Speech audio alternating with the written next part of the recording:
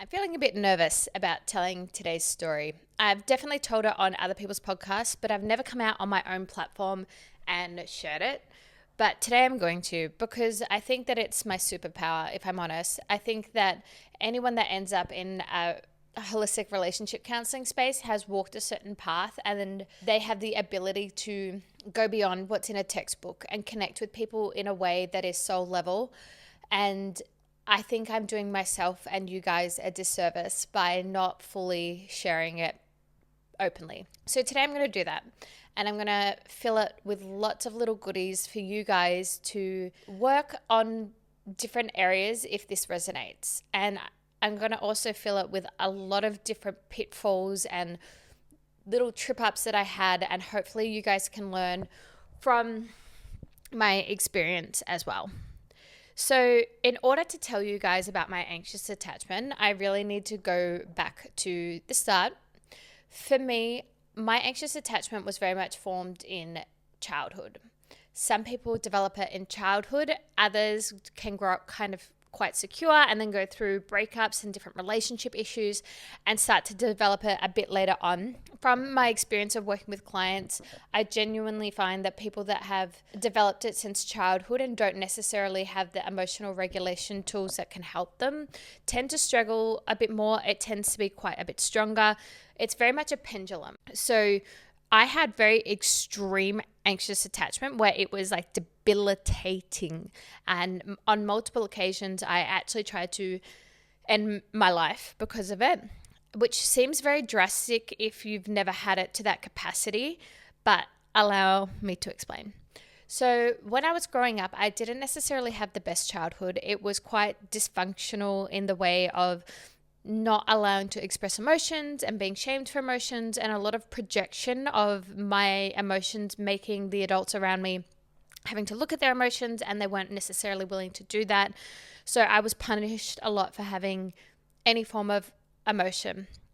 There wasn't a lot of warmth. So I remember actively really wanting as a child a hug and to be like loved on and cuddled, and that just never happened. It was okay until my early teenagers years when I started dating. When I first started dating and having partners, I was kind of okay, and I didn't really know anything about this obviously, and I was all right in the relationship, but I was very codependent. I wanted to see them every day. I wanted to be in contact with them all the time. And in quite a few relationships, that was successful. However, when they would end, I would not handle it well at all. I, on multiple occasions, as a young teenager, tried to take my life because the visceral effects of anxious attachment to that level was so debilitating. And I didn't understand why I was feeling, like my soul was being stripped from me, and I didn't understand what that meant, and I wanted just to do anything to make that experience stop. That was really hard, and it was really hard on the people around me. It was really hard on my mum. It was really hard on, my family, and I ultimately learned not to do that because of the pain that it was causing people. And I kind of threw myself as I grew a little bit older into business and work, and that kind of became my new purpose and reason for being here. And I just tried to really internalize a lot of my experiences, even though I was definitely really still suffering. I had a successful relationship for about 3 years, which then I left. So it was kind of okay in the sense that I didn't feel emotionally abandoned because it was my decision. And as I continued to go on and date, that's when kind of a lot of the real issues started to show. I, by that point, had developed really strong protest behaviors. I would consciously try and make people jealous. I would constantly be involved in some kind of made up drama. I was always trying to come up with ways to create connection that weren't healthy. And I really was, it was conscious, but it was unconscious. I remember having the thoughts about being I'm going to make them jealous, but it wasn't a conscious choice. It's that's just what I was going to do. It was I didn't understand why I was doing that, or that I was doing that because I wanted closeness. It was just this internal battle. Anyway, it was a very bizarre experience because, yeah. And as I got older and older, my relationships kind of got worse and worse and worse. And I think that's particularly because there was like the initial trauma, and then there was also the trauma that I was causing myself and causing other people. And by the time I was 28, I had been in quite a few relationships, and I went to this hen's party and I drank too much and ultimately blacked out at this hen's party, and I got really triggered. And I actually to this day don't know what triggered me, but I remember just kind of feeling all of it. I was so scared of myself, and I remember my friends coming to get me, and they were really trying to sit with me, and I was saying to them like, I'm scared, and they were calling hospitals and they're trying to get me into different hospitals, and none of the hospitals would take me because I was saying that I knew better. And my friends were begging with them, being like, this is as bad as it gets, and like, you're not going to take her. I shouldn't laugh, but it was just such an awful experience. And they were like, no, we'll book her in with a psychiatrist, but the wait list is like 3 months along. And I'm like, are you serious? So eventually my friends kind of dropped me home. I had been with them and they'd been keeping an eye on me, but I could see how much it was taking a toll on them. So I said that I was fine, and they dropped me home. And I still remember the urge to do it was like so strong. It was so intense. And I remember like looking at my cat and thinking like, if I do this, they are never going to forgive me. Like my friend, I'm going to ruin their lives. So I made a pact with myself, and I kind of premeditated my own unaliving. And I said, I'm going to give this thing called life a really good chance. Like everything I've got for 1 year. And if I still feel this way, then I can do it. That really switched something in me. It's almost like I had this tiny little candle in my heart, and I just felt it go boom. And I was a smoker at the time, and I put out my cigarette and I went inside, and I remember opening my laptop. I can't remember what I searched, but it was something to do with relationships. And very quickly I learned about anxious attachment in my research, and I read the book Attached, and I started to learn so much that made me go, oh my God, I'm not the only person that feels this way. I now know that I was very much at like the as bad as it gets scale level of anxious attachment, but I had no idea that other people were having these internal experiences, because at this time it just was not spoken about. No one was talking about the nervous system. No one was talking about anxious attachment. No one was sharing how these internal experiences were affecting them. I just looked like this crazy person who didn't know how to be in relationships. I did so much work in that upcoming kind of 3 months that by the time I got to see the psychiatrist, I don't even really think I spoke about my relationships. I think I spoke about other issues that I was having mentally and physically. And the psychiatrist ended up putting me on a mood stabilizer and antidepressants. And that helped to some degree, but I kind of felt like that it wasn't what I needed, and that the work that I was doing on my own, I had ceased my business at this point. I wasn't actually working, and I was like waking up every day doing inner work. And I know that's not realistic for a lot of people, but I realized that the work that I was doing by facing it and turning up for myself was far more powerful. So I ended up stopping taking those, which I'm not recommending to anyone, but this was just my experience. And that really allowed me to go, okay, like this isn't something that's fundamentally flawed within me. This is reactionary. Like there's a cause and an effect here. And as time went on over the year, the very people that initially helped me were calling me for advice. And I was like, me? Like, and they're like, yeah, like you know so much about the nervous system, you know so much about like what's going on internally. Like, and I ended up, which was one of the best moments of my life, being able to, I'm going to cry. I ended up being able to go back and help those people with their chronic stress responses that they were stuck in. And that pushed me to go and study to become a holistic counselor. And I did my shadow work practitioner. I did a lot of work with attachments. I did a lot of work with Gottman's Institute. And obviously I have been the founder of JAR now for the last few years. I still remained in the relationship while I was going through all of this. And that was a very challenging experience, because that's something I get asked a lot the most is, if I'm growing and I'm learning all these things, like how do I get this person who I love to come on that journey with me? And that's very challenging because I know that I handled it wrong, and I tried to feed them the information and be like, look, like this is everything. You're avoidant, I'm anxious. Well, they were actually disorganized. Like, this is what's going on. Like, here's everything. And it was kind of falling on deaf ears because they just were not at that threshold of their own internal pain to look at it yet.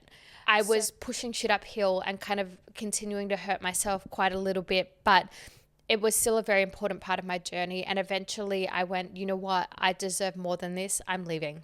And I left. For the next, 3.5 years, I remained single. I did date some pretty cool people in that time, but they were healthy. But there was a really big journey of learning healthier and healthier and healthier and what was actually right for me, and a lot of lessons. But yeah, that's pretty much my story. And then I met my current partner. But I do want to talk about the first time I learned about anxious attachment and when I got triggered. And I remembered it was kind of in the breakup of that past relationship. And I remember kind of assuming something, and I wasn't having a nice experience. I can't remember what it was, but I was at 100. Like, I was at the shops and I was like shaking and I couldn't breathe and I couldn't do anything. And I started to reparent myself. Now, reparenting is an amazing technique if you're wanting to work with your anxious attachment. What reparenting isn't is going like, come on, Simi, da da da. It's not being a dysfunctional parent. It's being the parent that you wish you had. So I remember being like, it's okay, Simi. They're going to respond to you soon and they're going to explain to you what's going on. In the meantime, you just need to be present with yourself, continue to walk around the shops and just allow, because what I was wanting to do was react and blow up their phone and call and call and call and do all the things that the people with extreme anxious attachment do. And I was like, don't do that. Just stay with yourself, stay present, keep walking around, keep breathing. And I think I went from like 100 to like 95. That's it. But eventually, which I'm really grateful for, that person responded about an hour later. And I'm really grateful that they did, because it was the first time I had not engaged in a protest behavior and had actually turned up for myself. And I remember when they responded, I was like, oh my God, like I just picked a different path. Like, yes, I only went down like 5%, but like I actually did something else, turned up for myself, and it worked to some degree. I continued to do that each time that I was anxiously triggered. And every time that I turned up, the next time, because I knew it was going to work, I went from 100 to an 80. The next time 100 to a 60, 100 to a 50, 100 to a 40, 100 to a point where I wasn't even engaged in the experience anymore. I was witnessing myself experiencing it and just soothing myself. Now, if you are anxiously attached and you are triggered and you're wanting to work through that, here's a couple of things you don't want to do. Do not force yourself to lie down and just close your eyes and be like, no, you have to be calm, because that's not serving your experience, okay? When we are anxiously attached, our nervous system is activated, so we're in a sympathetic stress response, and also our implicit memory, which is our somatic and emotional memories, is activated. So that's why it feels a lot more intense than your everyday anxiety, and it feels a lot more soul-ripping, is probably how I would describe it. So you're really wanting to honor that experience. So before you even jump into reparenting, I would say to you guys, like, allow yourself to move it, like shake it out. I know that sounds weird, but allow yourself just to be like, oh, like I just need to like burn some of this activation in my nervous system, because that's what it is. Like, your nervous system is activated. It's telling you to run, it's telling you to fight, it's telling you to do all these things. So allow some of that energy to come out and just really start to focus on your breath. And I'm not saying that you need to completely calm yourself, but just once you start trying to hijack your breath, everything else will soon start to follow. Another really good idea is to get like a journal and write down like really unprovoked, like no one is ever going to read it, like fuck you, this is what you're making me feel, how dare you like emotionally abandon me right now, you're a piece of shit, whatever you need to write for 2 minutes. And then once that's done, shake it out and then be like, okay, now I'm here. Now I'm going to turn up for the part of me that is having this experience. Because as much as it's about them and what they're making you feel, who actually needs to not abandon you is you. And that's where like the real self-trust is built. Now, I speak a lot on my Instagram and TikTok about like self-trust and self-worth. And the more that we can show the parts of ourselves that are hurting, whether that's through anxious attachment, avoidant attachment, disorganized attachment, whether that's, just from being triggered about a past relationship experience that we experienced, the more that we can show the parts of ourselves that we are in control and that we are the number one kind of primary caregiver and that we're going to turn up for them, the more we develop a sense of self-trust, the more we're able to be triggered. And it's not about getting rid of the trigger. It's about allowing ourselves to experience it and choose a healthier option. What I have since learned is the more that we can kind of do that entire experience, the more we set ourselves up for secure attachment. Because secure attachment is not about triggers not coming up. It's not about any kind of past wounds being resolved and we're clear of all trauma, like I wish. But some of the best trauma therapists I have listened to have said in podcasts like that they still get triggered, that they still experience these things. Like, it's not saying you can rid yourself of, it's your nervous system's way of protecting you, and it's not saying to shame the body for. What really makes an impactful difference is when we learn how to navigate these triggers and these experiences in a way that's healthy. Because when we're anxiously attached, we really kind of end up with two choices. One is our dysfunctional choice that we might be really used to as coping strategies to protect ourselves. This is often our protest behaviors. This is often our, overreactions, or telling people to fuck off, or pushing people away too early, or all these things that where we really want closeness, we are engaging in this really dysfunctional pattern that will not serve the future health of our relationships. The second choice that we have is that we choose something that is a healthier option. And we go through that process of trying to reparent ourselves. We go through the process of allowing ourselves to feel it and not get rid of it. We go through the process of shaking it out and moving it out and turning up for ourselves, that ultimately we end up giving ourselves enough space that we can pick something that is healthier. Because it is okay to say to someone, hey, my anxious attachment is triggered right now, and there's a part of me that is really hurt by this experience. I understand that there's part of me that I need to look at with this, but I also just wanted to let you know how I'm feeling. That is so vastly different from calling or telling someone to F off. I think that the idea that we all are going to just be secure because we're dating someone secure is unrealistic. When you look at the research, when you move in with someone, when you get engaged, when you get married, and when you go through serious life stresses, your old attachment styles are more likely to come up. So it's not something that we can eventually hope to get rid of. It's something that we need to learn how to process and integrate and love those little parts of ourselves that really need us. And there is also, a pitfall with that, where you do kind of have to grieve having to be the parent that you didn't have, and that you do have to do the work, and it feels like you're fighting through life. And these are all very normal experiences, but I guarantee you that if you continue to do them and you get to this place where you have this really secure relationship, like, it's just like my biggest thing, and I'm about to get emotional again, is that I am so proud of myself. Like, I constantly look back and I'm like, oh my God, all those little moments, like, I'm so grateful for them. I'm so proud of them. Like, look what I did. Look what I built. Look what I experienced, and I still kept showing up for myself. Now, I don't want to minimize the experience and be like, okay, like, you just have to do this a few times, but I'm going to break down a few things. Number one, I was extremely anxious attachment, and in that 3.5 years that I was single, I actually went the other way. I became very avoidant because I am never letting someone make me feel that way ever again. So I'd put walls up, and rather than facing what was going on, I would kind of just shut down and self-sabotage and jump out of situationships or relationships way too soon. Not situationships, but dating people way too soon, because I just didn't want to face the possibility that someone could do that to me again.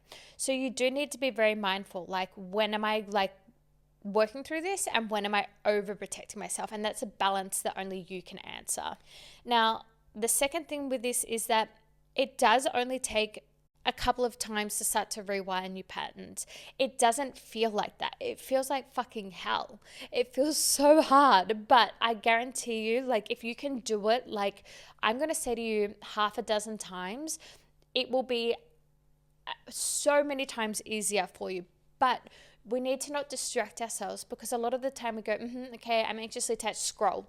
Okay, I'm anxiously attached, I'm going to go to the gym.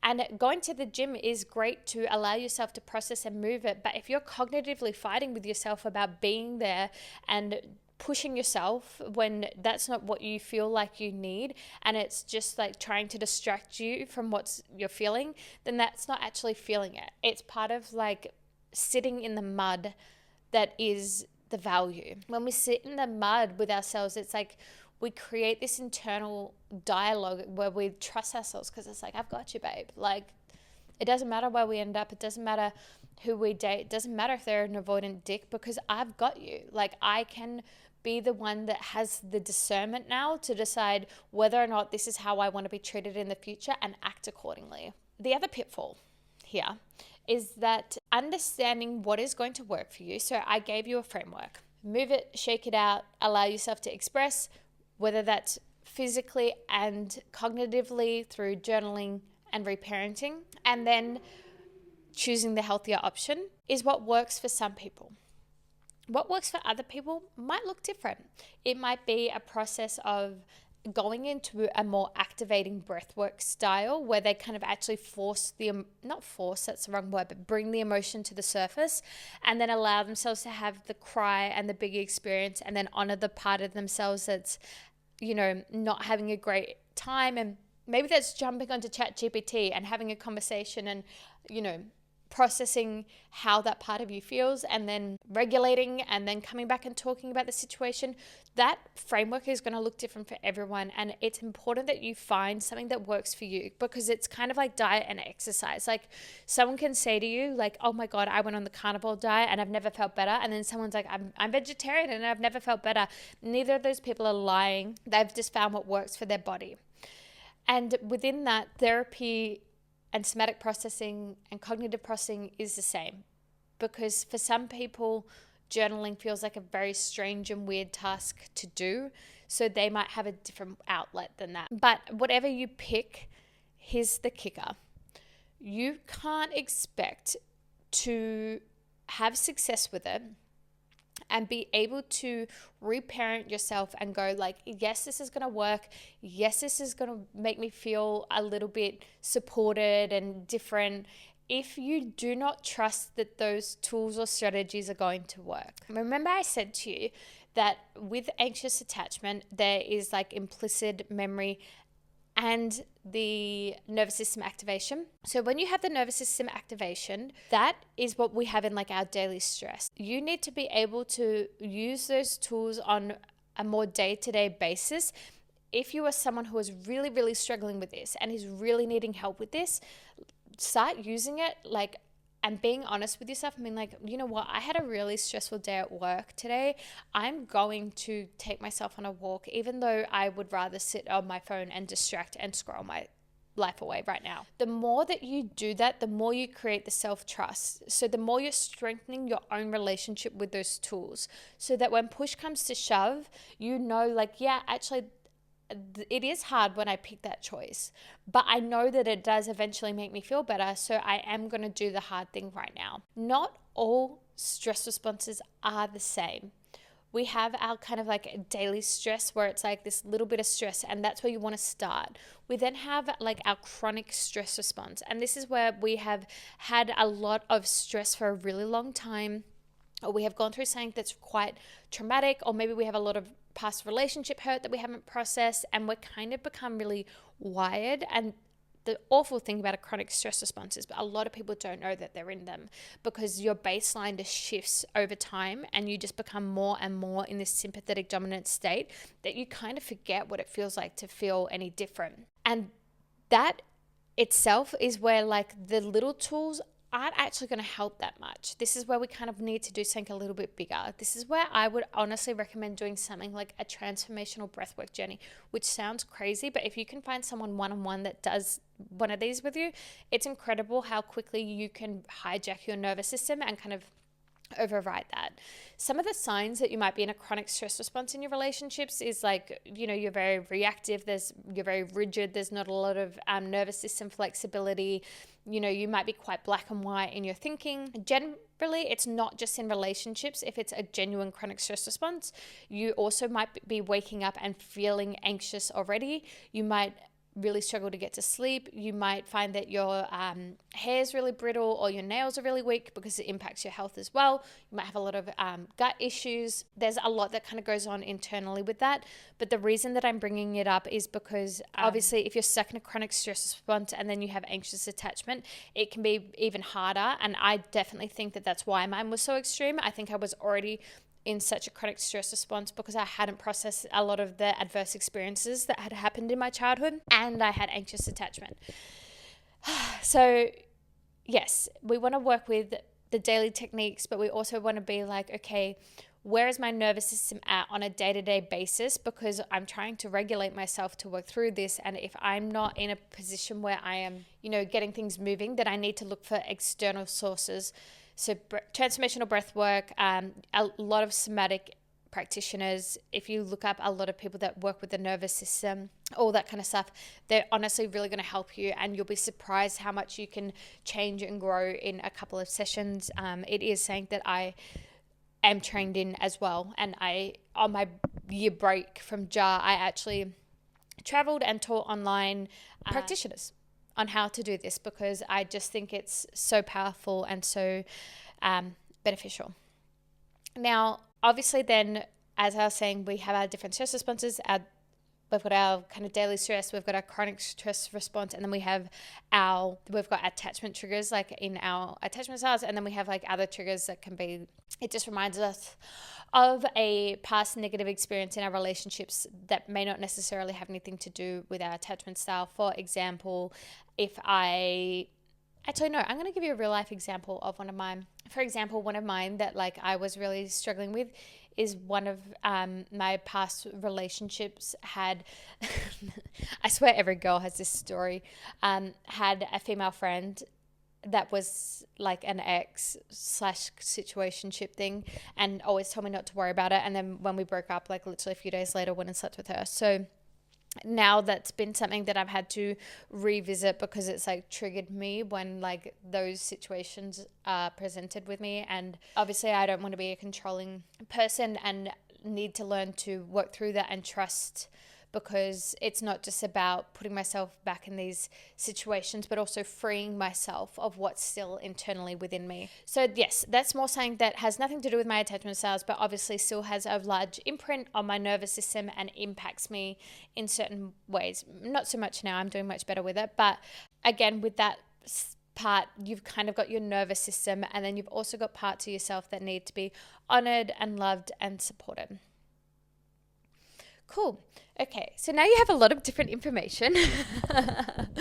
But if this is something that you are working on, it is really a journey, and it is really a lifelong journey. And a lot of it is about finding balance, and a lot of it is about turning up for yourself and creating that relationship with yourself. So if you're watching this and you're like, I have anxious attachment, I need help, start with the daily techniques. Start with finding things that are going to support your daily stress. Start creating that relationship with yourself. I'm also going to include some prompts for you guys that can help you guys visit some of these parts so that you can take the edge out, because we can actually start to work with these outside of our relationships. And once we kind of understand and work with different parts of ourselves, we start to strengthen that relationship as well. So grab a pen and paper, and we're going to do some therapy. As you guys are going through these questions, feel free to pause me because I want you guys to write down the answer to this question and then really just sit with it and honor that part of yourself. And if it brings up any emotion,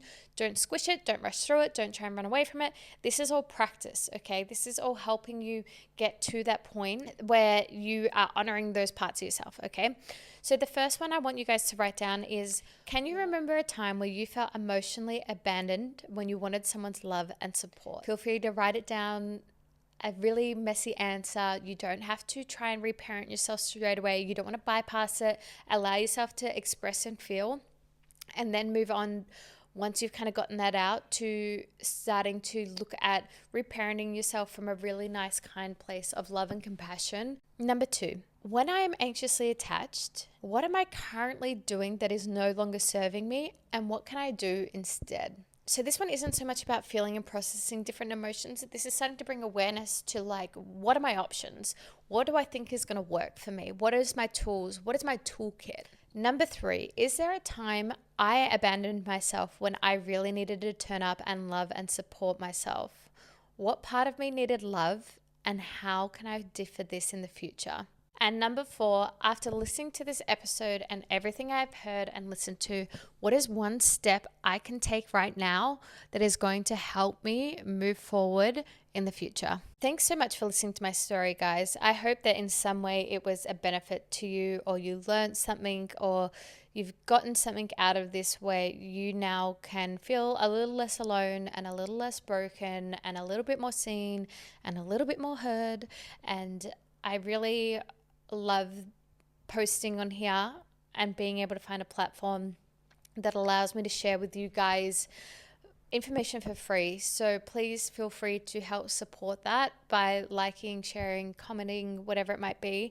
And I hope to come back hopefully later in the week. I want to try and aim for 2 episodes at the moment where I can come on and give away free information, because I struggle to do that on Instagram or TikTok because everything's very fast paced and clickbaity, and sometimes I don't feel like I'm helping people as much as I can.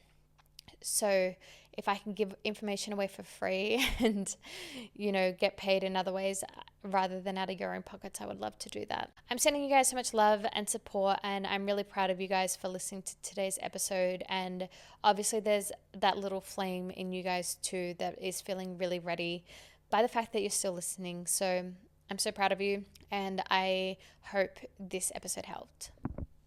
I'll see you guys soon.